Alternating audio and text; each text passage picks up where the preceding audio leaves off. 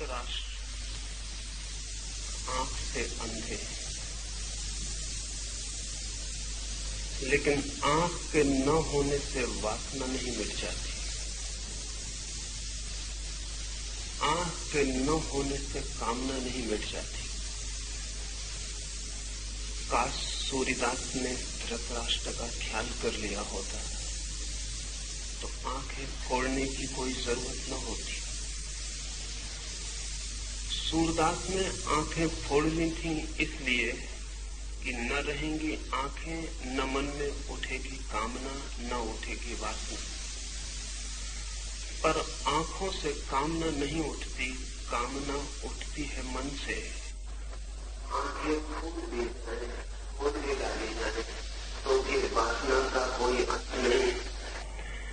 गीता की ये अद्भुत कथा एक अंधे आदमी की जिज्ञासा से शुरू होती। असल में इस जगत में सारी कथाएं बंद हो जाएं अगर अंधा आदमी न हो। इस जीवन की सारी कथाएं अंधे आदमी की जिज्ञासा से शुरू होती। अंधा आदमी भी देखना चाहता है उसे जो उसे दिखाई नहीं पड़ता है। बहरा भी सुनना चाहता है उसे जो उसे सुनाई नहीं पड़ता। सारी इंद्रियां भी खो जाएं तो भी मन के भीतर छिपी हुई वृत्तियों का कोई विनाश नहीं होता है। तो पहली बात तो आपसे ये कहना चाहूंगा कि स्मरण रखें, धृतराष्ट्र अंधे हैं, लेकिन युद्ध के मैदान पर क्या हो रहा है, मीलों दूर बैठे उनका मन उसके लिए उत्सुक, जानने को पीड़ित, जानने को आतुर है। दूसरी बात ये भी स्मरण रखें कि अंधे धृतराष्ट्र के 100 पुत्र हैं, लेकिन अंधे व्यक्तित्व की संतति आंख वाली नहीं हो सकती है। भला ऊपर से आंखें दिखाई पड़ती। अंधे व्यक्ति से जो जन्म पाता है, और शायद अंधे व्यक्तियों से ही लोग जन्म पाते हैं, तो भला ऊपर की आंख हो, भीतर की आंख पानी कठिन है, ये दूसरी बात भी समझ लेनी जरूरी है। धृतराष्ट्र से जन्मे हुए 100 पुत्र सब तरह से अंधा व्यवहार कर रहे थे। आंखें उनके पास थी, लेकिन भीतर की आंख नहीं थी। अंधे से अंधापन ही पैदा हो सकता है।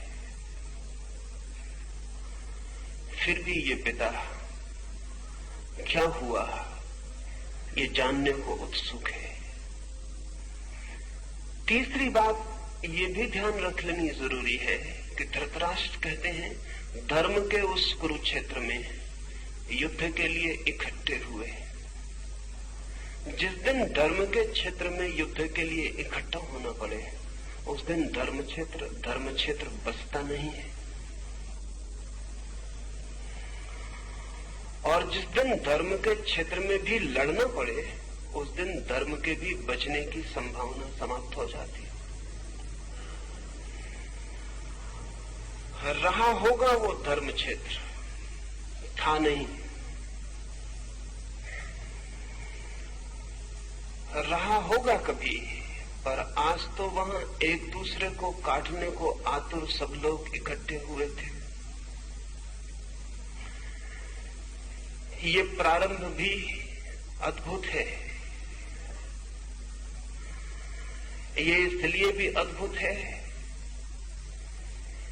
कि अधर्म क्षेत्रों में क्या होता होगा उसका हिसाब लगाना मुश्किल है। धर्म क्षेत्र में क्या होता है वो धृतराष्ट्र संजय से पूछते हैं कि वहां युद्ध के लिए आतुर मेरे पुत्र और उनके विरोधियों ने क्या किया है, क्या कर रहे हैं, वो मैं जानना चाहता हूं। धर्म का क्षेत्र पृथ्वी पर शायद बन नहीं पाया अब तक, क्योंकि धर्म क्षेत्र बनेगा तो युद्ध की संभावना समाप्त हो जानी चाहिए। युद्ध की संभावना बनी ही है और धर्म क्षेत्र भी युद्धरत हो जाता है, तो हम अधर्म को क्या दोष दें, क्या निंदा करें? सच तो यह है कि अधर्म के क्षेत्रों में शायद कम युद्ध हुए हैं, धर्म के क्षेत्रों में ज्यादा युद्ध हुए हैं। और अगर युद्ध और रक्तपात के हिसाब से हम विचार करने चलें तो धर्म क्षेत्र ज्यादा अधर्म क्षेत्र मालूम पड़ेंगे बजाय अधर्म क्षेत्रों के।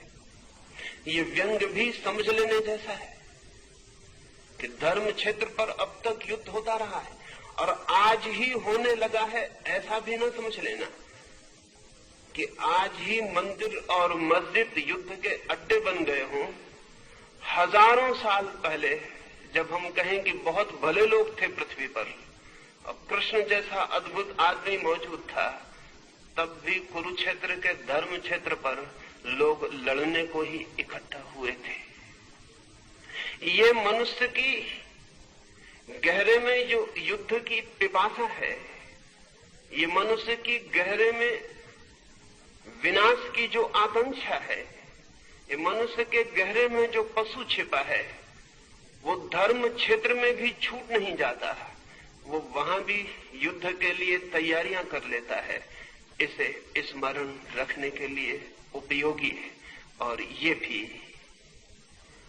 कि जब धर्म की आड़ मिल जाए लड़ने को, तो लड़ना और भी खतरनाक हो जाता है, क्योंकि तब जस्टिफिकेशन, तब न्याय युक्त भी मालूम होने लगता है। तो ये अंधे धृतराष्ट्र ने जो जिज्ञासा की है, उससे ये धर्म ग्रंथ शुरू होता है। सभी धर्म ग्रंथ अंधे आदमी की जिज्ञासा से शुरू होते हैं। जिस दिन दुनिया में अंधे आदमी न होंगे, उस दिन धर्म ग्रंथ की कोई जरूरत भी नहीं रह जाती। वो अंधा ही जिज्ञासा कर रहा है।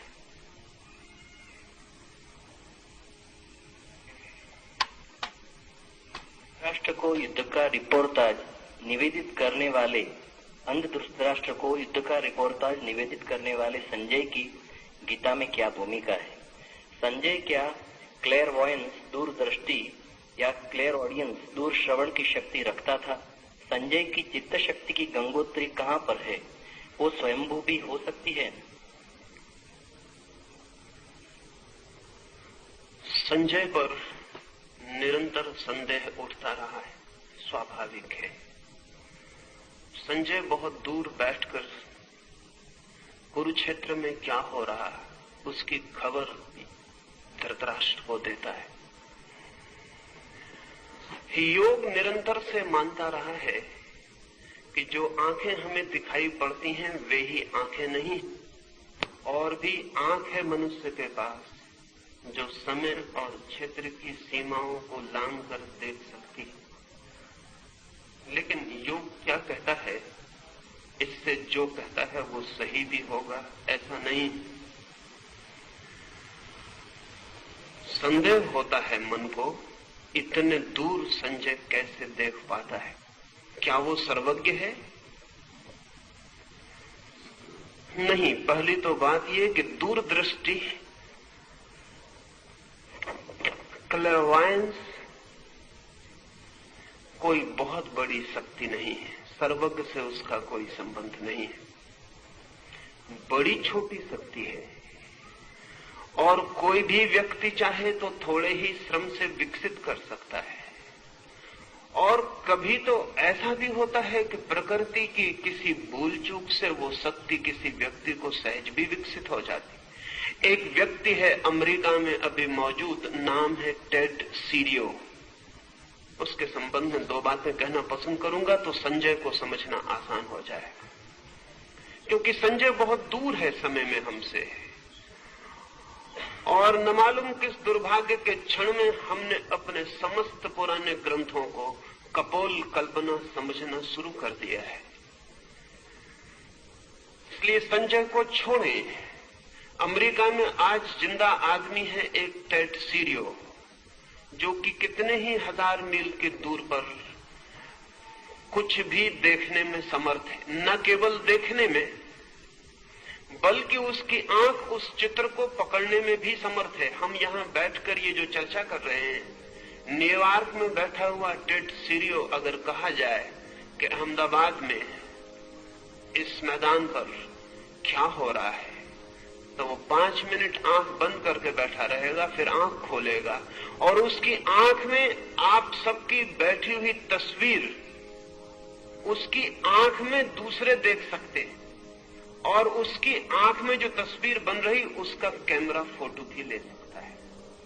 हजारों फोटो में लिए गए हैं, हजारों चित्र लिए गए हैं, और टेड सीरियो की आंख कितनी ही दूरी पर किसी भी तरह के चित्र को पकड़ने में समर्थ है। न केवल देखने में बल्कि चित्र को पकड़ने में भी। टेड सीरियो की घटना ने 2 बातें साफ कर दी हैं। एक तो संजय कोई सर्वज्ञ नहीं है, क्योंकि टेड सीरियो बहुत साधारण आदमी है, कोई आत्मज्ञानी नहीं है। टेड सीरियो को आत्मा का कोई भी पता नहीं है।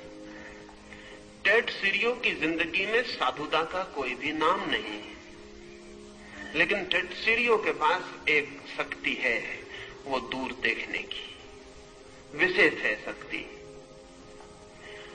कुछ दिनों पहले स्कैंडिनेविया में एक व्यक्ति किसी दुर्घटना में जमीन पर गिर गया कार से, उसके सिर को चोट लग गई और अस्पताल में जब होश में आया तो बहुत मुश्किल में पड़ा।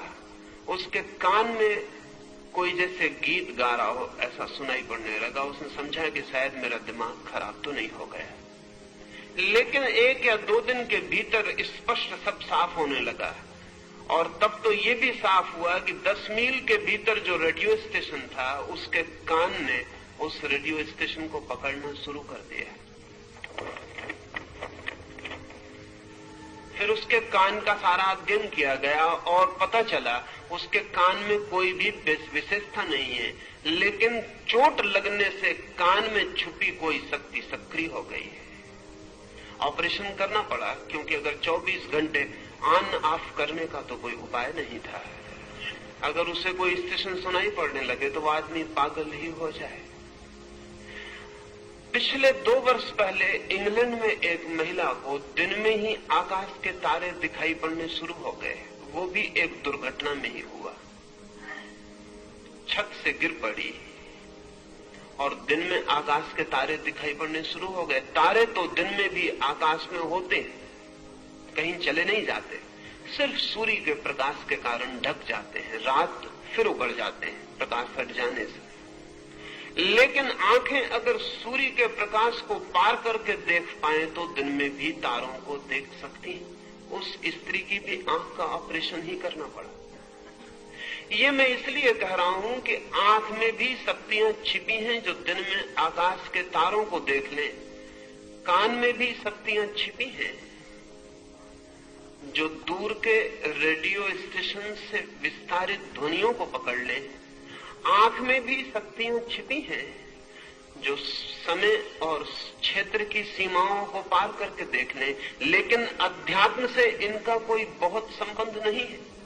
तो संजय कोई बहुत आध्यात्मिक व्यक्ति हो ऐसा नहीं है। संजय विशिष्ट व्यक्ति जरूर है। वो दूर युद्ध के मैदान पर जो हो रहा है उसे देख पा रहा है, और संजय को इस शक्ति के कारण कोई परमात्मा, कोई सत्य की उपलब्धि हो गई हो ऐसा भी नहीं है। संभावना तो यही है कि संजय इस शक्ति का उपयोग करके ही समाप्त हो गया हो। अक्सर ऐसा होता है, विशेष शक्तियां व्यक्ति को बुरी तरह भटका देती हैं। इसलिए योग निरंतर कहता है कि चाहे शरीर की सामान्य शक्तियां हों और चाहे मन की साइकिक पावर्स की विशेष शक्तियां हों, शक्तियों में जो उलझता है वो सत्य तक नहीं पहुंच पाता है। पर ये संभव है। और इधर पिछले 100 वर्षों में पश्चिम में साइकिकल रिसर्च ने बहुत काम किया है, और अब किसी आदमी को संजय पर संदेह करने का कोई कारण वैज्ञानिक आधार पर भी नहीं रह गया है।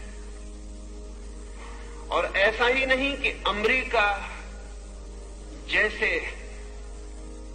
धर्म को स्वीकार करने वाले देश में ऐसा हो रहा हो, रूस के भी मनोवैज्ञानिक मनुष्य की अनंत शक्तियों का स्वीकार निरंतर करते चले जा रहे हैं। और अभी चांद पर जाने की घटना के कारण रूस और अमेरिका के सारे मनोवैज्ञानिकों पर एक नया काम आ गया है, और वो ये है कि यंत्रों पर बहुत भरोसा नहीं किया जा सकता। और जब हम अंतरिक्ष की यात्रा पर पृथ्वी के वासियों को भेजेंगे तो हम उन्हें गहन खतरे में भेज रहे हैं, और अगर यंत्र जरा भी बिगड़ जाएं तो उनसे हमारे संबंध सदा के लिए टूट जाएंगे, और फिर हम कभी पता भी नहीं लगा सकेंगे कि वे यात्री कहां खो गए। वे जीवित हैं, जीवित नहीं है, वे किस अनंत में भटक गए, हम उनका कोई भी पता न लगा सकेंगे। इसलिए एक सब्स्टिट्यूट, एक परिपूरक व्यवस्था की तरह दूर से बिना यंत्र के देखा जा सके, सुना जा सके, खबर भेजी जा सके, इसके लिए रूस और अमेरिका की दोनों की वैज्ञानिक प्रयोगशालाएं अति आतुर हैं। और बहुत देर न होगी कि रूस और अमेरिका दोनों के पास संजय होंगे, हमारे पास नहीं होंगे। संजय कोई बहुत आध्यात्मिक व्यक्ति नहीं है, लेकिन संजय के पास एक विशेष शक्ति है जो हम सबके पास भी है और विकसित हो सकती है।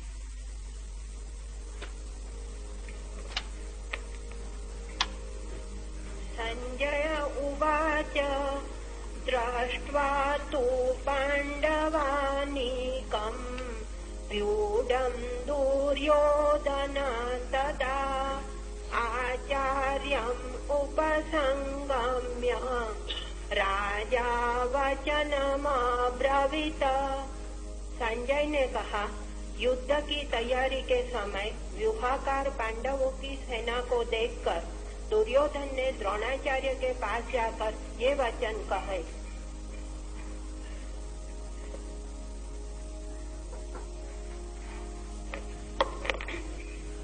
पश्यैतां पाण्डुपुत्राणाम् आचार्य महती चमुम् व्यूढां द्रुपदपुत्रेण तव शिष्येण धीमता अत्र शूरा महेश्वासा भीमार्जुन समायुधि युयुधानो विराटश्च द्रुपदश्च महारथः।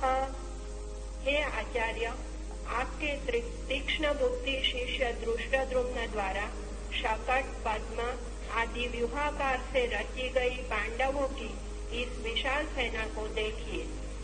पांडवों की सेना में सभी योद्धा शूरवीर, महाधनुर्धारी एवं पराक्रम में भीम और अर्जुन के तुल्य है। उनमें सात्यकी, विराट, महारथी द्रुपद है।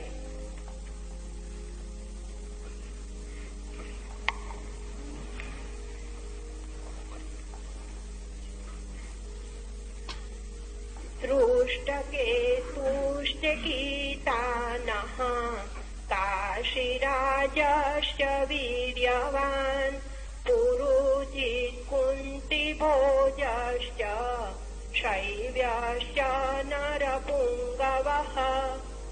बलवान दृष्टकेतु, चेकितान और काशीराज तथा नरश्रेष्ठ पुरुजित, कुंतीभोज और शैव्य।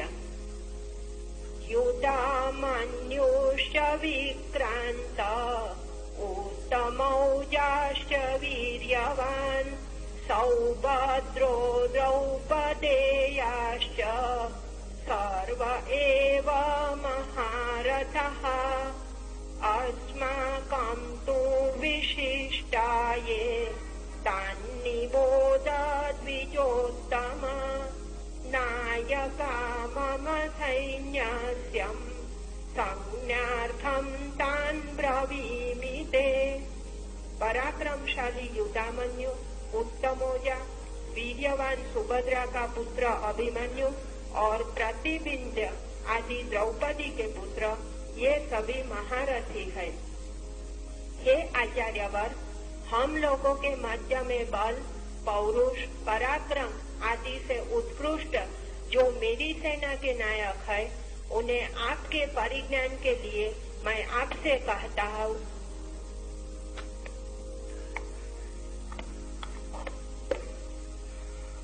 मनुष्य का मन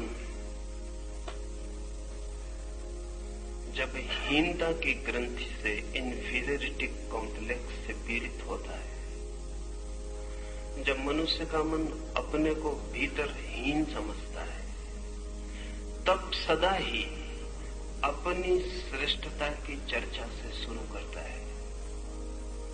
लेकिन जब हीन व्यक्ति नहीं होते, तब सदा ही दूसरे की श्रेष्ठता से चर्चा शुरू होती है।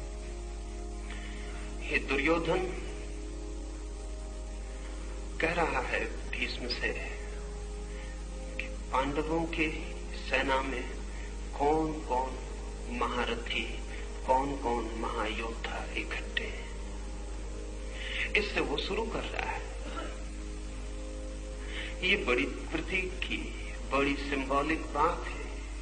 साधारणतः शत्रु की प्रशंसा से बात शुरू नहीं होती, साधारणतः शत्रु की निंदा से बात शुरू होती।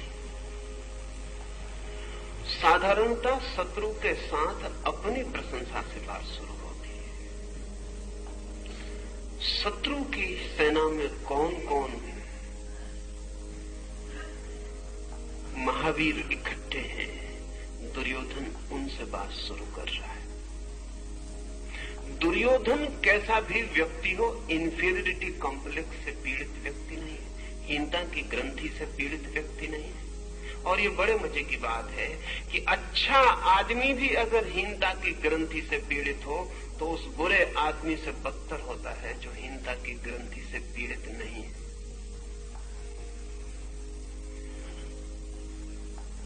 दूसरे की प्रशंसा से केवल वही शुरू कर सकता है जो अपने प्रति बिल्कुल आश्वस्त है।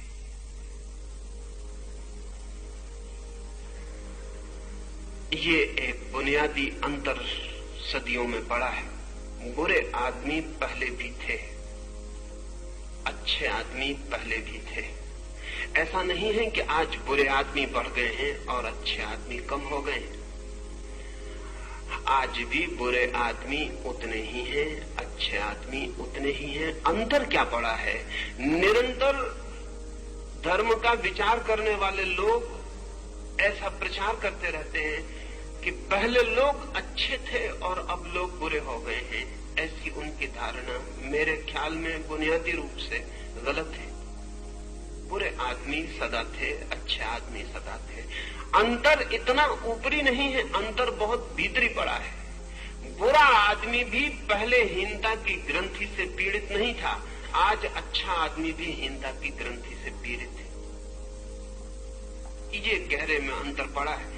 आज अच्छे से अच्छा आदमी भी बाहर से ही अच्छा है, भीतर स्वयं भी आश्वस्त नहीं है। और ध्यान रहे, जिस आदमी का आश्वासन स्वयं पर नहीं है, उसकी अच्छाई टिकने वाली अच्छाई नहीं हो सकती है। बस स्किन डीप होगी, चमड़ी के बराबर गहरी होगी, जरा सा खरोंच दो और उसकी बुराई बाहर आ जाएगी।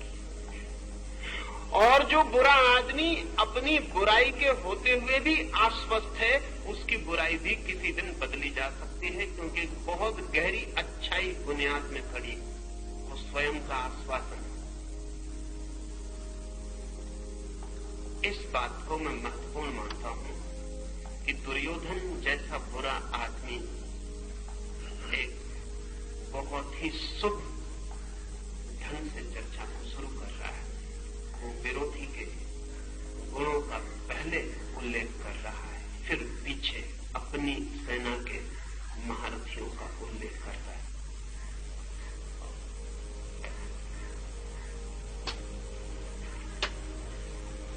भगवान् भीष्मश्च कर्णश्च कृपाश्च समितिञ्जयः अश्वत्थामा विकर्णश्च सौमदत्ति तथैव च अन्ये च बहवः शूरा मदर्थे त्यक्तजीवितः नाना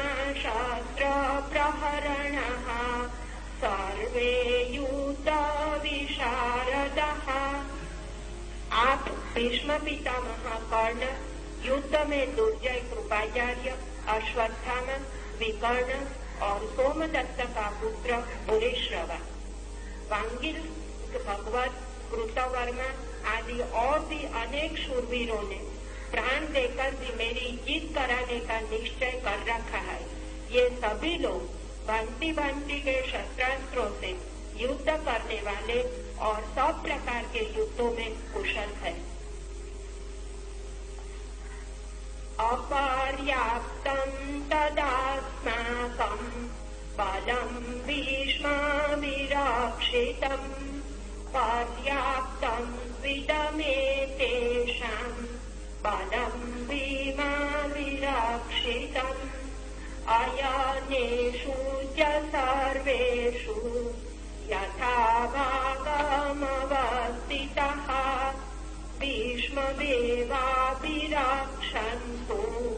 भवन्तः सर्व एव हि। यद्यपि हमारी सेना युद्ध के लिए पर्याप्त नहीं है, फिर भी उसके रक्षक भीष्म पितामह है, अतएव वह विजय के लिए पर्याप्त ही है। सामने खड़ी पांडवों की सेना युद्ध के लिए पर्याप्त होने पर भी भीमसेन से रक्षित होने के कारण अपर्याप्त ही है। हमारी विजय भीष्म पितामह के अधीन है, इसलिए आप सब लोग मोर्चों पर अपने अपने स्थानों पर स्थिर होकर भीष्म की ही रक्षा करें। आचार्य श्री श्रीमद भगवद गीता में सारा भार अर्जुन पर है, और यहाँ गीता में दुर्योधन जो कहता है, दुर्योधन के ख्याल में पांडवों की सेना भीमा अभिरक्षितम और कौरव को विष्णु, तो विष्णु के सामने भीम रखने का ख्याल क्या ये नहीं हो सकता कि दुर्योधन अपने प्रतिस्पर्धी के रूप में भीम को ही देखता है? यह बिंदु विचारणीय है।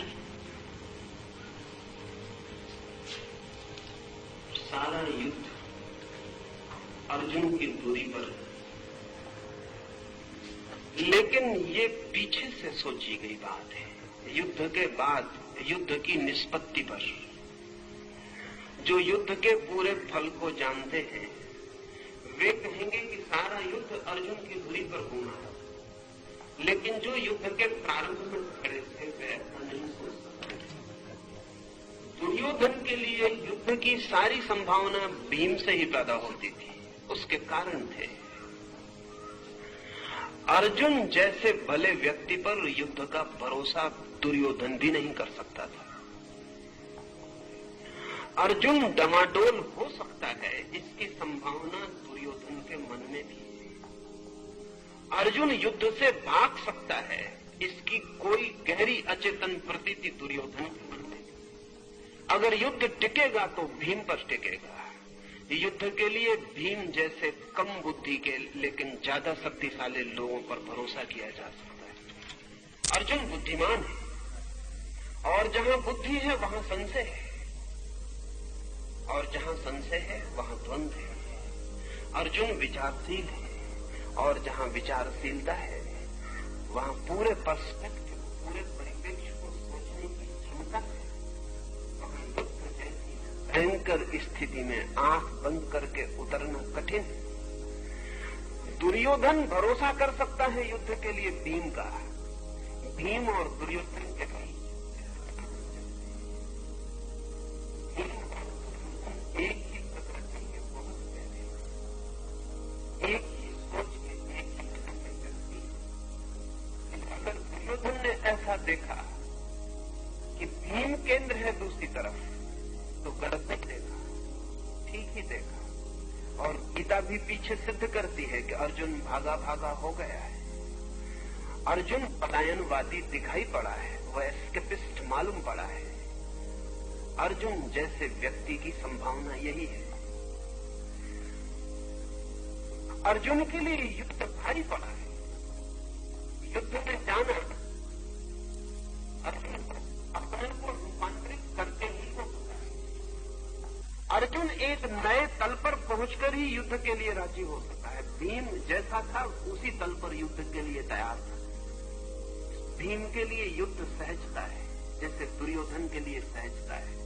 इसलिए दुर्योधन भीम को केंद्र में देखता है तो आकर्षण नहीं है, लेकिन ये युद्ध के प्रारंभ की बात है। युद्ध की निष्पत्ति क्या होती है, अंत क्या होता है, ये दुर्योधन को पता नहीं, हमें पता है। और ध्यान रहे, अक्सर ही जीवन जैसा प्रारंभ होता है वैसा अंत नहीं होता। अक्सर ही अंत सदा ही अनिर्णित, अंत सदा ही अदृश्य। अक्सर ही जो हम सोचकर चलते हैं वो नहीं होता, अक्सर ही जो हम मानकर चलते हैं वो नहीं होता। जीवन एक अज्ञात यात्रा है। इसलिए जीवन के प्रारंभिक क्षणों में, किसी भी घटना के प्रारंभिक क्षणों में जो सोचा जाता है वो अंतिम निष्पत्ति नहीं बनती। और हम भाग्य के निर्माण की चेष्टा में रत हो सकते हैं, लेकिन भाग्य के निर्णायक नहीं हो पाते। निष्पत्ति कुछ और होती है। ख्याल तो दुर्योधन का यही था कि भीम केंद्र पर रहेगा, और अगर भीम केंद्र पर रहता तो शायद दुर्योधन जो कहता है कि हम विजयी हो सकेंगे, हो सकता था। लेकिन दुर्योधन की दृष्टि सही सिद्ध नहीं हुई और आकस्मिक तत्व बीच में उतर आया। वो भी सोच लेने जैसा है।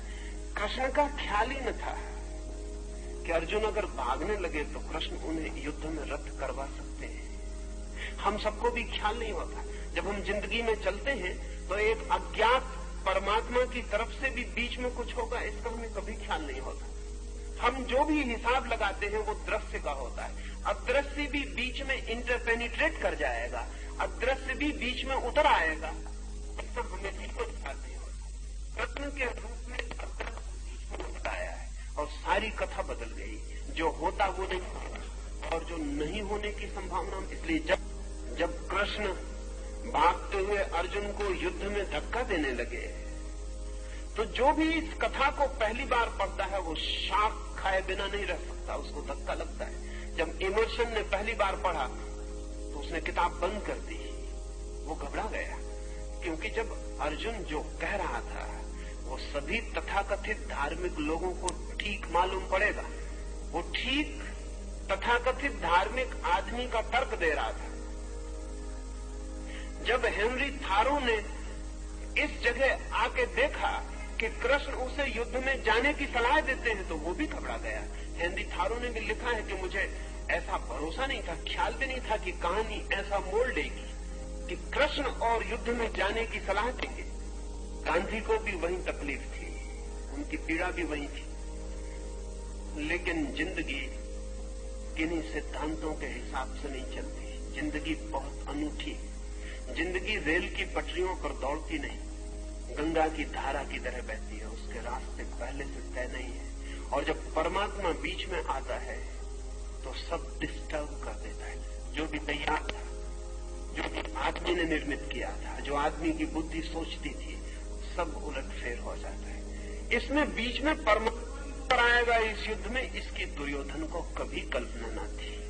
इसलिए वो जो कह रहा है प्रारंभिक वक्तव्य है, जैसा कि हम सब आदमी जिंदगी के प्रारंभ में जो वक्तव्य देते हैं ऐसे ही होते हैं। बीच में अज्ञात उतरता चलता है और सब कहानी बदलती चलती है। अगर हम जिंदगी के पीछे से लौट कर देखें तो हम कहेंगे जो भी हमने सोचा था वो सब गलत हुआ। जहां सफलता सोची थी वहां असफलता मिली। जो पाना चाहता था वो नहीं पाया जा सका। जिसके मिलने से सुख सोचा था वो मिल गया और दुख पाया। और जिसके मिलने की कभी कामना भी न की थी उसकी झलक मिली और आनंद के झरने फूटे। सब उल्टा हो जाता है। लेकिन इतना बुद्धिमान आदमी जगत में कम है जो निष्पत्ति को पहले ध्यान में ले। हम सब प्रारंभ को ही पहले ध्यान में लेते हैं। काश हम अंत को पहले ध्यान में ले तो जिंदगी की कथा बिल्कुल और हो सकती। लेकिन अगर दुर्योधन अंत को पहले ध्यान में ले ले तो युद्ध नहीं हो सकता। दुर्योधन अंत को ध्यान में नहीं ले सकता, अंत को मानकर चलेगा कि ऐसा होगा। इसलिए वो कह रहा है बार बार कि यद्यपि सेनाएं उस तरफ महान हैं, लेकिन जीत हमारी ही होगी। मेरे योद्धा जीवन देकर भी मुझे जिताने के लिए आतुर है। लेकिन हम अपनी सारी शक्ति भी लगा दें तो भी असत्य जीत नहीं सकता। हम सारा जीवन भी लगा दें तो भी असत्य जीत नहीं सकता। इस निष्पत्ति का दुर्योधन को कोई भी बोध नहीं हो सकता है। और सत्य जो कि हारता हुआ भी मालूम पड़ता हो, अंत में जीत जाता है। असत्य प्रारंभ में जीतता हुआ मालूम पड़ता है, अंत में हार जाता है। सत्य प्रारंभ में हारता हुआ मालूम पड़ता है, अंत में जीत जाता है। लेकिन प्रारंभ से अंत को देख पाना कहाँ संभव है। जो देख पाता है वो धार्मिक हो जाता है, जो नहीं देख पाता वो दुर्योधन की तरह अंधे युद्ध में उतरता चला जाता है। आचार्य श्री, एक तो अज्ञात का विल होता है, एक व्यक्ति का अपना विल होता है, दोनों में कॉन्फ्लिक्ट होते हैं। तो व्यक्ति कैसे जान पाए कि अज्ञात का क्या विल है, अज्ञात की क्या इच्छा है? पूछते हैं व्यक्ति कैसे जान पाए कि अज्ञात की क्या इच्छा है। व्यक्ति कभी नहीं जान पाता है। हाँ, व्यक्ति अपने को छोड़ दे, मिटा दे तो तत्काल जान लेता है, अज्ञात के साथ एक हो जाता है। बूंद नहीं जान सकती कि सागर क्या है जब तक कि बूंद सागर के साथ खो न जाए। व्यक्ति नहीं जान सकता कि परमात्मा की इच्छा क्या है जब तक व्यक्ति अपने को व्यक्ति बनाए है, तब तक नहीं जान सकता। व्यक्ति अपने को खो दे तो फिर परमात्मा की इच्छा ही शेष रह जाती है, क्योंकि व्यक्ति की कोई इच्छा शेष नहीं रह जाती। तब जानने का सवाल ही नहीं उठता। तब व्यक्ति वैसे ही जीता है जैसा अज्ञात उसे जिलाता है।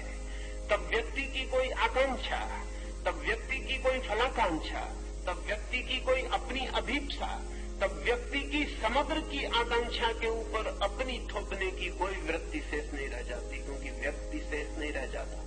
जब तक व्यक्ति है तब तक अज्ञात क्या चाहता है नहीं जाना जा सकता, और जब व्यक्ति नहीं है तब जानने की कोई जरूरत नहीं।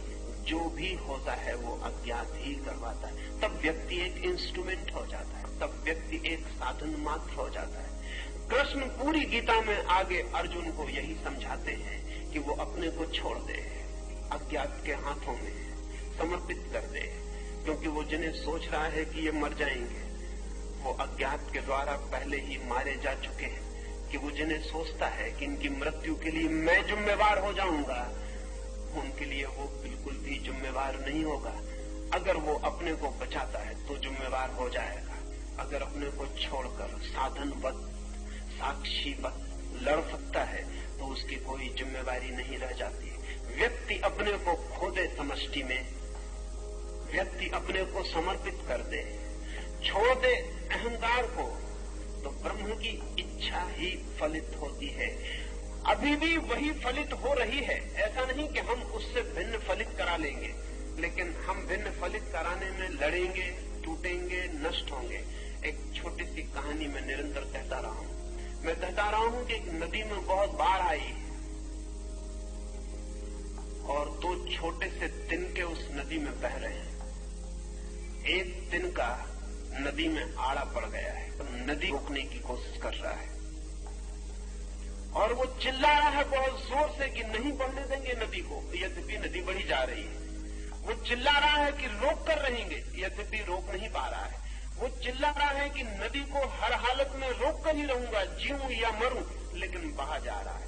नदी को न उसकी आवाज सुनाई पड़ती, न उसके संघर्ष का पता चलता। छोटा सा तिनका, नदी को उसका कोई भी पता नहीं है, नदी को कोई फर्क नहीं पड़ता, लेकिन तिनके को बहुत फर्क पड़ रहा है। उसकी जिंदगी बड़ी मुसीबत में पड़ गई है, बहा जा रहा है। नहीं लड़ेगा, जहां पहुंचेगा वहीं पहुंचेगा, लड़के भी। लेकिन ये बीच का क्षण, ये बीच का काल दुख, पीड़ा और द्वंद और चिंता का काल हो जाए। उसके पड़ोस में एक दूसरे तिनके ने छोड़ दिया है अपने को। वो नदी में आड़ा नहीं पड़ा है, सीधा पड़ा है, नदी जिस तरफ बह रही उसी तरफ, और सोच रहा है कि मैं नदी को बहने में सहायता दे रहा हूं। उसका भी नदी को कोई पता नहीं है। वो सोच रहा है मैं नदी को सागर तक पहुंचा ही दूंगा, मेरे साथ है तो पहुंच ही जाएगी। नदी को उसकी सहायता का भी कोई पता नहीं है, लेकिन नदी को कोई फर्क नहीं पड़ता। उन दोनों तिनकों को बहुत फर्क पड़ रहा है। जो नदी को साथ बहा रहा है वो बड़े आनंद में है, वो बड़ी मौज में नाच रहा है, और जो नदी से लड़ रहा है वो बड़ी पीड़ा में है। उसका नाच नाच नहीं है, एक दुख स्वप्न है। उसका नाज उसके अंगों की टूटन है, वो तकलीफ में पड़ा है, हार रहा है, और जो नदी को बहा रहा है वो जीत रहा है। व्यक्ति ब्रह्म की इच्छा के अतिरिक्त कुछ कभी कर नहीं पाता है, लेकिन लड़ सकता है, इतनी स्वतंत्रता है। और लड़के अपने को चिंतित कर सकता है, इतनी स्वतंत्रता है। शास्त्र का एक वचन है जो बड़ा कीमती है, वचन है humanity is condemned to be free. आदमी स्वतंत्र होने के लिए मजबूर है, विवश है, कंडेम्ड, निंदित है स्वतंत्र होने के लिए। लेकिन आदमी अपनी स्वतंत्रता के दो उपयोग कर सकता है। अपनी स्वतंत्रता को वो ब्रह्म की इच्छा से संघर्ष बना सकता है, और तब उसका जीवन दुख, पीड़ा, एंग्विश, संताप का जीवन होगा, और अंततः पराजय फल होगी। और कोई व्यक्ति अपनी स्वतंत्रता को ब्रह्म के प्रति समर्पण बना सकता है, तब जीवन आनंद का, ब्लिस का, नृत्य का, गीत का जीवन होगा। और अंत में विजय के अतिरिक्त और कोई उपाय नहीं। वो जो तिनका सोच रहा है कि नदी को साथ दे रहा हूं, वो विजयी ही होने वाला है, उसकी हार का कोई उपाय नहीं है। और जो नदी को रोक रहा है वो हारने ही वाला है, उसकी जीत का कोई उपाय नहीं है। ब्रह्म की इच्छा को नहीं जाना जा सकता है, लेकिन ब्रह्म के साथ एक हुआ जा सकता है, और तब अपनी इच्छा खो जाती है, उसकी इच्छा ही शेष रह जाती है। आचार्य श्री, वैज्ञानिक सिद्धि में व्यक्ति का अपना कुछ होता है, और अज्ञात इसमें वैज्ञानिक सिद्धि में कैसे उतरता होगा, एक तकलीफ की बात बन जाती है। ऐसा साधारण लगता है कि वैज्ञानिक खोज में व्यक्ति की अपनी इच्छा काम करती है। ऐसा बहुत ऊपर से देखने पर लगता है, बहुत भीतर से देखने पर ऐसा नहीं लगेगा। अगर जगत के बड़े से बड़े वैज्ञानिकों को हम देखें तो हम बहुत हैरान हो जाएंगे कि जगत के सभी बड़े वैज्ञानिकों के अनुभव बहुत और हैं। कॉलेज, यूनिवर्सिटीज में विज्ञान की जो धारणा पैदा होती है, वैसा अनुभव उनका नहीं है। मैडम क्यूरी ने लिखा है कि मुझे एक सवाल दिनों से पीड़ित किए हुए, उसे हल करती हूं और हल नहीं होता है। थक गई हूं, परेशान हो गई हूं, आखिर हल करने की बात छोड़ दी, और एक रात 2 बजे वैसे ही कागजात टेबल पर छोड़कर अधूरे सो गई हूं, और सोच लिया कि अब इस सवाल को छोड़ ही देना है। थक गया व्यक्ति, लेकिन सुबह उठ के देखा है कि आधा सवाल जहां छोड़ा था वो सुबह पूरा हो गया। कमरे में तो कोई आया नहीं, द्वार बंद थे, और कमरे में भी कोई आके उसको हल कर सकता था जिसको मैडम क्यूरी हल नहीं कर सकती थी, इसकी भी संभावना नहीं। नोबेल प्राइज विनर थी वो महिला। घर में नौकर चाकर ही थे, उनसे तो कोई आशा नहीं है। वो तो और बड़ा मिरेकल होगा कि घर में नौकर चाकर आके हल कर दे, लेकिन हल तो हो गया है, और आधा ही छोड़ा था और आधा पूरा है। तब बड़ी मुश्किल में पड़ गई, सब द्वार दरवाजे देखे, कोई परमात्मा उतर आए, इसकी भी आस्था उसे नहीं हो सकती।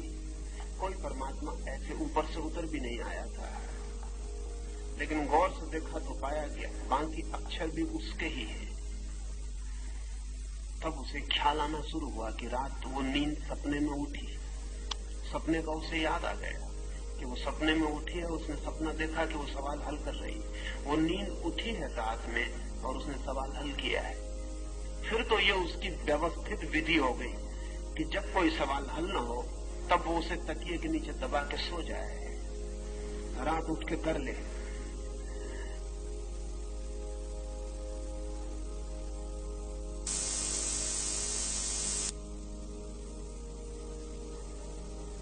दिन भर तो मैडम क्यूरी इंडिविजुअल थी, व्यक्ति थी। रात नींद में हम खो जाती, भून सागर से मिल जाती। और जो सवाल हमारा चेतन मन नहीं खोज पाया वो हमारा अचेतन गहरे में जो परमात्मा से जुड़ा है खोज पाता है।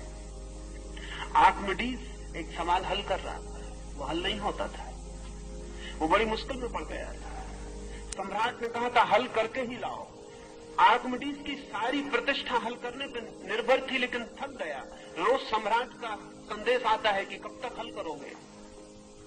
सम्राट को किसी ने एक सोने का बहुत कीमती आभूषण भेंट किया था, लेकिन सम्राट को सब था कि धोखा दिया गया और सोने में कुछ मिला है, लेकिन बिना आभूषण को मिटाए पता लगाना है कि उसमें कोई और धातु तो नहीं मिली।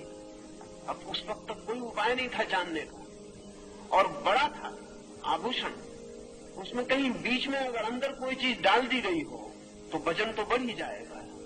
आर्किमिडीज थक गया, परेशान हो गया। फिर एक दिन सुबह अपने टब में लेटा हुआ है, पड़ा हुआ है, बस अचानक नंगा ही था, सवाल हल हो गया। भागा, भूल गया। आर्किमिडीज अगर होता तो कभी ना भूलता कि मैं नंगा हूं। सड़क पे आ गया और चिल्लाने लगा, एरेका एरेका, मिल गया, और भागा राजमहल की तरफ। लोगों ने पकड़ा कि क्या कर रहे हो, राजा के सामने नंगे पहुंच जाओगे। उसने कहा लेकिन ये तो मुझे ख्याल ही नहीं रहा। घर वापस आया, ये जो आदमी सड़क पर पहुंच गया था नग्न, ये आर्किमिडीज नहीं था। आर्किमिडीज सड़क पर नहीं पहुंच सकता था, ये व्यक्ति नहीं था। और ये जो हल हुआ था सवाल, ये व्यक्ति की चेतना में हल नहीं हुआ था, ये निर्व्यक्ति चेतना में हल हुआ था। ये बाथरूम में पड़ा था अपने टब में, रिलैक्स्ड, शिथिल, ध्यान घट गया, भीतर उतर गया, सवाल हल हो गया। जो सवाल स्वयं से हल ना हुआ था वो टब ने हल कर दिया। टब हल करेगा सवाल। जो स्वयं से हल नहीं हुआ था वो पानी में लेटने से हल हो जाए। पानी में लेटने से कोई बुद्धि बढ़ जाती। जो कपड़े पहने हल नहीं हुआ था वो नंगे होने से हल हो जाएगा। नहीं, कुछ और घटना घट गई।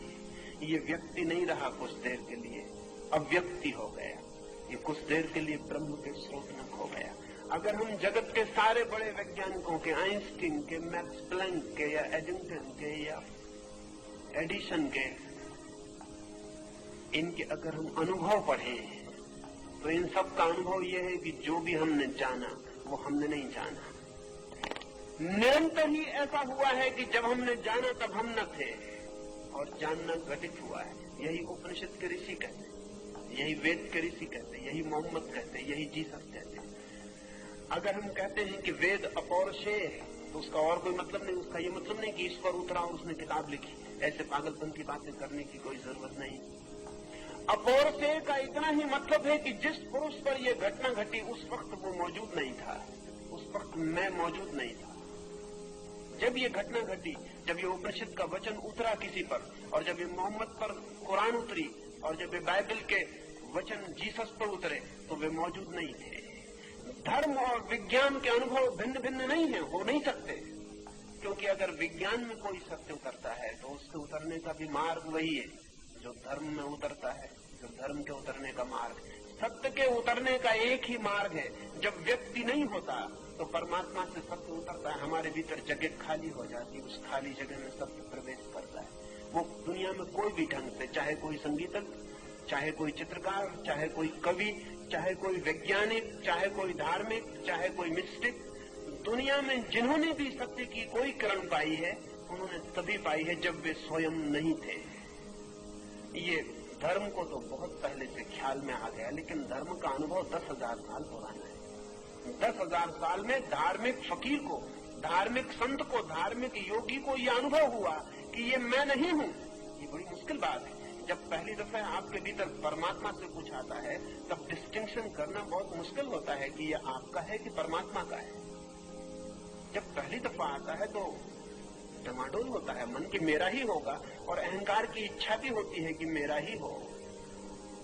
लेकिन धीरे धीरे धीरे धीरे जब दोनों चीजें साफ होती हैं और पता चलता है कि आप और इस सत्य में कहीं कोई तालमेल नहीं बनता, तब फासला दिखाई पड़ता है, डिस्टेंस दिखाई पड़ता है। विज्ञान की उम्र नई है, अभी 200-300 साल। लेकिन 200-300 साल में वैज्ञानिक विनम्र हुआ है। आज से 50 साल पहले वैज्ञानिक कहता था जो खोजा वो हमने खोजा, आज नहीं कहता। आज वो कहता हमारी सामर्थ्य के बाहर मालूम पड़ता है सब। आज का वैज्ञानिक उतनी ही मिस्टिसिज्म की भाषा में बोल रहा है, उतने ही रहस्य की भाषा में जितना संत बोले थे। इतनी जल्दी ना करें, और 100 साल और वैज्ञानिक ठीक वही भाषा बोलेगा जो उपनिषद बोलते हैं। बोलनी ही पड़ेगी वही भाषा जो बुद्ध बोलते हैं, बोलनी ही पड़ेगी वही भाषा जो अगस्तीन और फ्रांसिस बोलते हैं, बोलनी ही पड़ेगी। बोलनी पड़ेगी इसलिए कि जितना जितना सत्य का गहरा अनुभव होगा उतना उतना व्यक्ति का अनुभव क्षीण होता है, और जितना सत्य प्रकट होता है उतना ही अहंकार लीन होता है। और एक दिन पता चलता है कि जो भी जाना गया है वो प्रसाद है, वो ग्रेस है, वो उतरा है, उसमें मैं नहीं हूं। और जो जो मैंने नहीं जाना उसकी जिम्मेवारी मेरी है, क्योंकि मैं इतना मजबूत था कि जान नहीं सकता था। मैं इतना गहन था कि सत्य उतरता है खाली चित्त में, शून्य चित्त में। और असत्य उतारना हो नए की मौजूदगी जरूरी है। विज्ञान की खोज को बाधा नहीं पड़ेगी। जो खोज हुई है वो भी अज्ञात से संबंध से हुई है, समर्पण से ही। और जो खोज होगी आगे वो भी समर्पण से ही होगी। समर्पण के द्वार के अतिरिक्त सत्य कभी किसी और द्वार से न आया है न आ सकता। आचार्य श्री, आपका ये स्टेटमेंट बड़ी दिक्कत में डाल देता है कि अचेतन मन भगवान से जुड़ा हुआ होता है। ये तो यूं ने पीछे से बताया मिथोलॉजी का कलेक्टिव अनकॉन्शियस के संबंध जोड़कर, मगर फ्रॉइड कहता है कि वो शैतान से भी जुड़ा होता है, तो वो सबसे बढ़ जाती है। फ्रायड का ऐसा जरूर ख्याल है कि वो जो अचेतन मन है हमारा, वो भगवान से ही नहीं शैतान से भी जुड़ा होता है। असल में भगवान और शैतान हमारे शब्द हैं। जब किसी चीज को हम पसंद नहीं करते तो हम कहते हैं शैतान से जुड़ा है, और किसी चीज को जब हम पसंद करते हैं तो हम कहते हैं भगवान से जुड़ा है।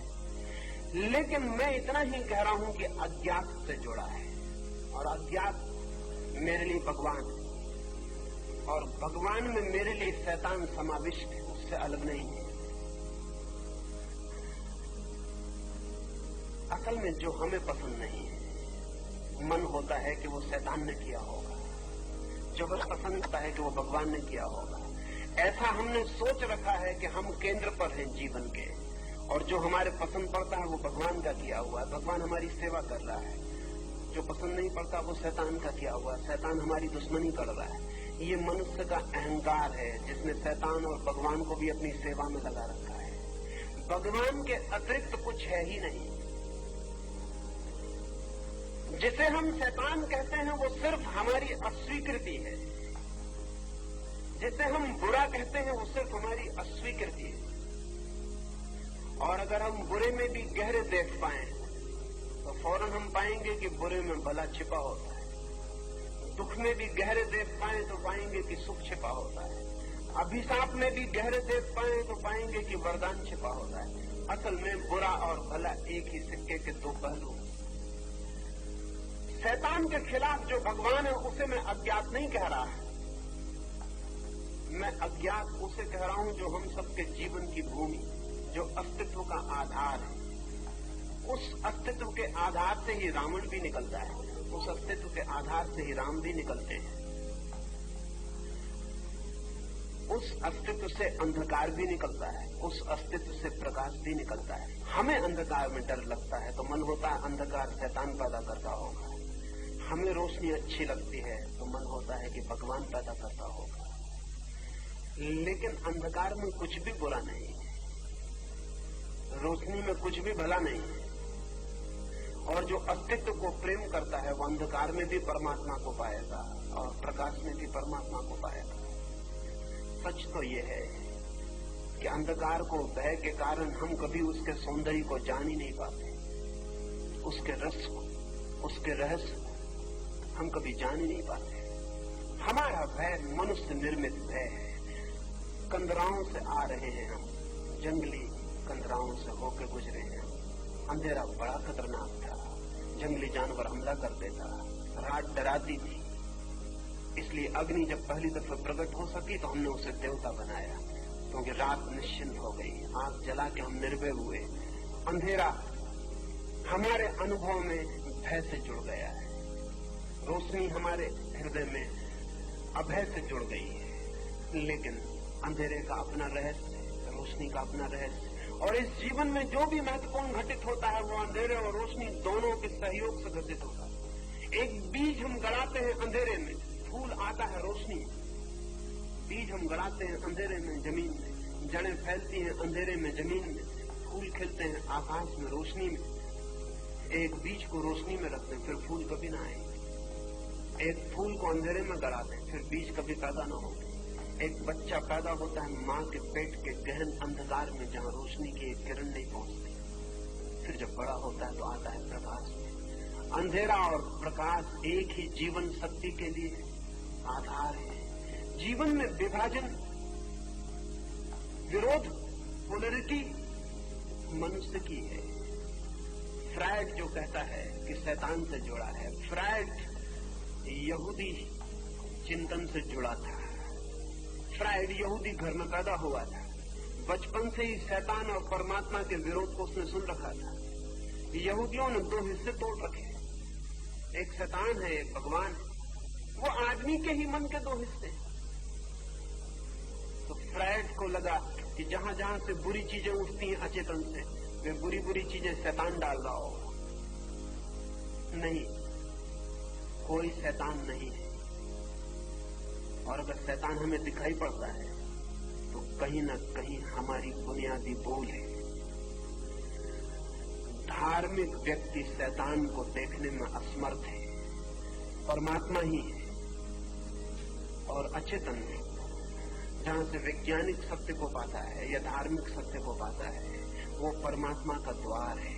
धीरे धीरे हम उसकी गहराई में उतरेंगे तो ख्याल में निश्चित आ सकता है।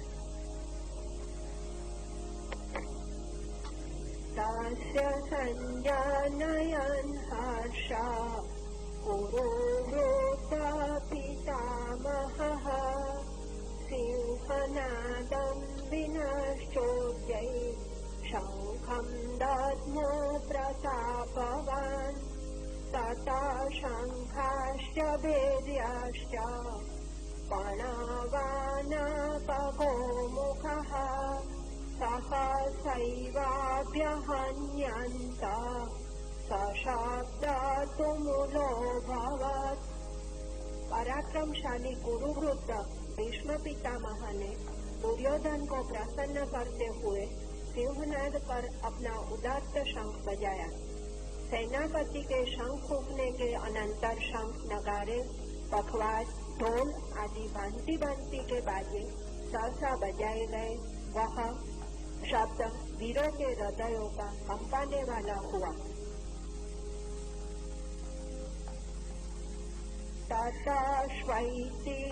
ततश्वैतिर्हरैयुक्ते महाति स्यन्दने स्थितौ माधवा पाण्डवश्चैव दिव्यौ शङ्खो प्रदद्मतुः पाञ्चजन्यम् ऋषिकेशो देवदत्तम् धनञ्जयः पौण्डम् दद्मो महाशङ्खम् भीमापर्मावृकोदरः अनन्तविजयम् राजा कुन्तिपुत्रो युधिष्ठिरः नकुलसहदेवश्च सुघोषमणिपुष्पकौ।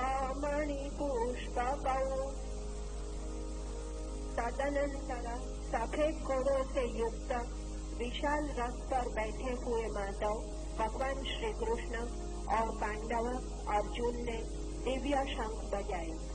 ऋषिकेश भगवान श्री कृष्ण ने पांचजन्य शंख और धनंजय अर्जुन ने देवदत्त शंख, लोगों को भयदायक कर्म करने वाले भीम ने पौंड्र नामक महाशंख बजाया। कुंती पुत्र राजा युधिष्ठिर ने अनंत विजय नामक का शंख, नकुल और सहदेव ने सुघोष और मणिपुष्पक नाम के शंख बजाए। भीष्म के गगनभेदी शंखनाद के प्रतिशब्द में कृष्ण शंखनाद करते हैं, तो क्या उनका शंख ध्वनि एक्शन के बजाय रिएक्शन प्रत्याघाती कहा जा सकता है? भगवत गीता के प्रथम इस अध्याय में कृष्ण का पांचजन्य शंख या अर्जुन का देवदत्त का बजाना ये उद्घोषणा के बजाय कोई और तात्पर्य रखता है?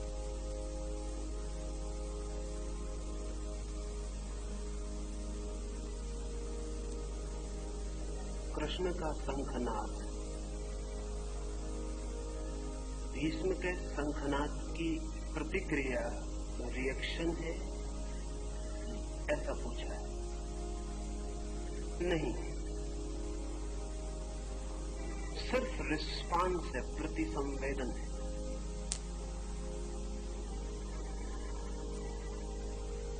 और शंखनाद से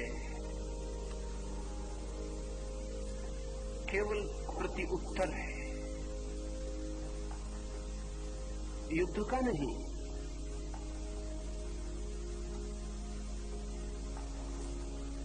लड़ने का नहीं।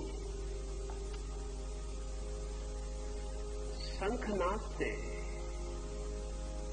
सिर्फ स्वीकृति है चुनौती की। वो चुनौती जो भी लाए,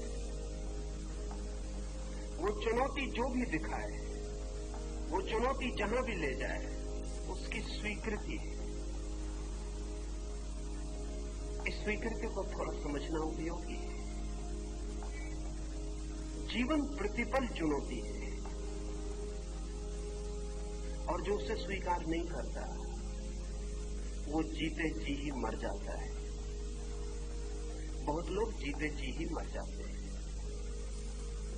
बनटसा कहा करता था कि लोग मरते तो हैं बहुत पहले, दफनाए बहुत बाद में जाते। मरने और दफनाने में कोई 40 साल का अक्सर फर्क हो जाता। जिस दिन से व्यक्ति जीवन की चुनौती का स्वीकार बंद करता है, उसी क्षण से मर जाता है। जीवन है प्रतिपल चुनौती की स्वीकृति। लेकिन चुनौती की स्वीकृति भी दो तरह की हो सकती है। चुनौती की स्वीकृति भी क्रोधजन्य हो सकती है, और तब प्रतिक्रिया हो जाती है, रिएक्शन हो जाती है। और चुनौती की स्वीकृति भी प्रसन्नता, उत्फुल्लता से मुदितापूर्ण हो सकती है, और तब प्रतिसंवेदन हो जाती है। ध्यान देने योग्य है कि भीष्म ने जब बजाया तो वचन है कि प्रसन्नता से, और वीरों को प्रसन्न चित्त करते हुए आह्लाद फैल गया उनके शंखनाद से। उस शंखनाद से प्रसन्नता फैल गई। वो एक स्वीकार है। जीवन जो दिखा रहा है, अगर युद्ध भी तो युद्ध का भी स्वीकार है। जीवन जहां ले जा रहा है, अगर युद्ध में भी, तो उस युद्ध का भी स्वीकार है। निश्चित ही इसे प्रत्युत्तर मिलना चाहिए। और पीछे कृष्ण और पांडव अपने अपने शंखनाद करते। यहां भी सोचने जैसी बात है कि पहला शंखनाद कौरवों की तरफ से होता है। युद्ध का प्रारंभ का दायित्व कौरवों का है। कृष्ण सिर्फ प्रत्युत्तर दे रहे हैं। पांडवों की तरफ से प्रतिसंवेदन है, रिस्पांस है।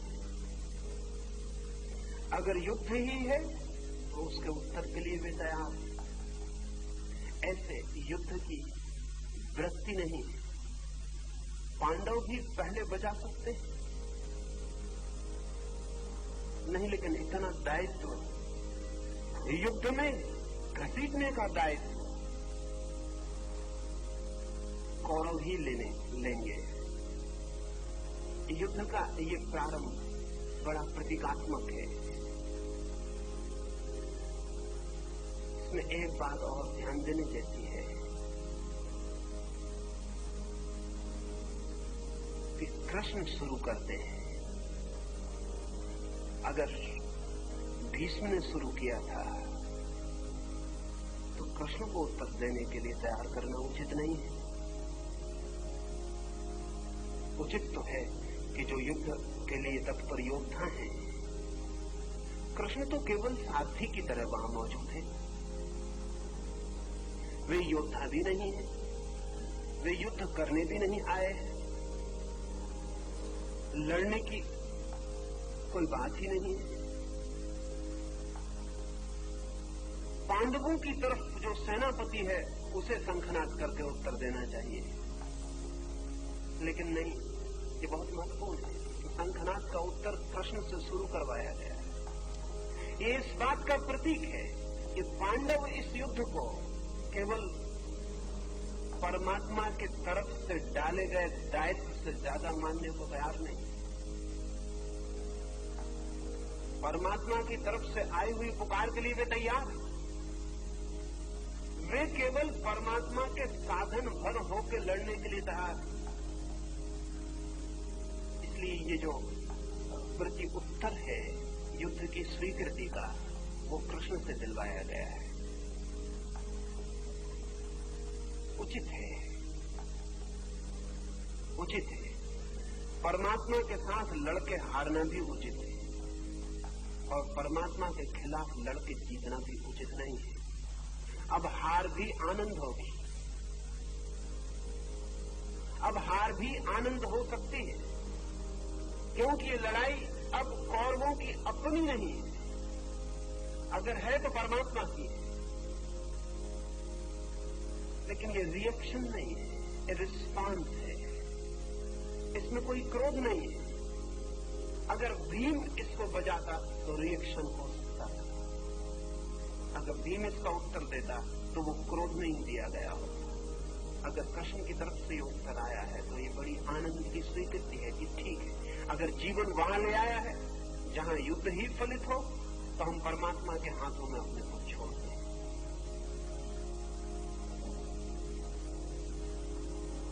काश्यश्च परमेश्वासः शिखण्डी च महारथः दृष्टद्युम्नो विराटश्च सात्यकीश्च पराजितः द्रुपदो द्रौपदेयाश्च सर्वशः पृथिवीपते सौभद्राश्च महाबाहुः शङ्खानादात्मु पृथक् पृथक् सघोषोदार्तराष्ट्राणाम् हृदयानि व्यदारयत् नभश्च पृथिवीं चैव तुमूलो व्यनुनादयन्।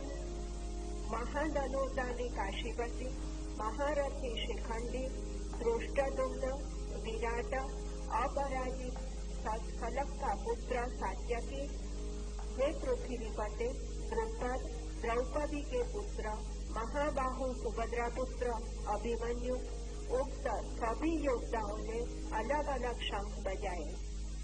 आकाश और पृथ्वी को प्रतिध्वनि द्वारा पूर्ण कर रही पांचजन्य आदि शंखों से उत्पन्न महाध्वनि ने संपूर्ण शंखों से शब्दों से मिलकर धृतराष्ट्र के पुत्र संबंधी और सैनिकों के हृदय को विदीर्ण कर दिया। अथ व्यवस्थितान् दृष्ट्वा दार्तराष्ट्रान् कपिध्वजः प्रवृत्ते शस्त्रसम्पाते धनुरुद्यम्य पाण्डवः ऋषिकेशं तदा वाक्यम् इदमहमहि अर्वाच सेनयोरुभयोर्मध्ये रथं स्थापयमेच्युत यावदेता निरीक्षेऽहम् योदतोका स्थितान् कैर्मर्या सह योतव्यम् अस्मिन् रणसमुद्यमे। राजन, शस्त्रास्त्र चलने के समय युद्ध के लिए एक इकट्ठे हुए धृतराष्ट्र के पक्ष के सैनिकों को देखकर अर्जुन ने स्वयं भी धनुष उठाकर भगवान से यह वाक्य कहा। अर्जुन ने कहा, हे भगवान, जहाँ पर से मैं इस संग्राम में इनके साथ मुझ युद्ध करना चाहिए यह जानने के लिए युद्ध की इच्छा वाले अतएव युद्ध के लिए तत्पर इन सब योद्धाओं के निरीक्षण करो, वहाँ पर ले जाकर दोनों सेनाओं के बीच में मेरा रथ खड़ा कीजिए।